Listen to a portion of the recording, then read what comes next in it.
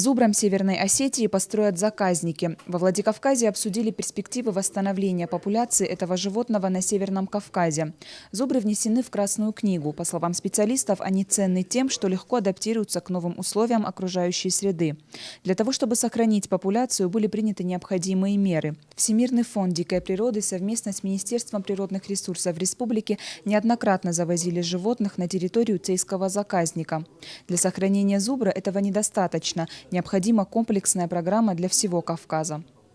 В настоящее время готовится новая стратегия сохранения зубра в России. И ряд мероприятий уже были предложены Всемирным фондом дикой природы и специалистами, работающими в этой области, для реализации на территории Северного Кавказа. Было доказано, что создание питомника на территории Кавказа, где звери будут выращиваться в климатических условиях Кавказа, в том рельефе сложном, где они будут жить, это значимая задача.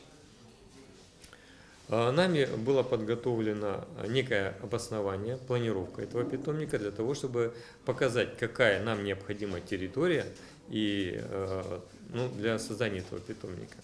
Эти предложения были переданы в министерство, в правительство Северной Осетии и рассматривается сейчас задача выделения земельного участка для создания питомника. Определена территория, где он будет находиться. Мы сейчас об этом не будем говорить, чтобы не создавать лишний ажиотаж. Да? В мероприятии приняли участие министр охраны окружающей среды республики Таймураз Мильдихов, представители Всемирного фонда природы, а также специалисты из разных регионов Северного Кавказа. В конце месяца участники посетят Турмонский заказник.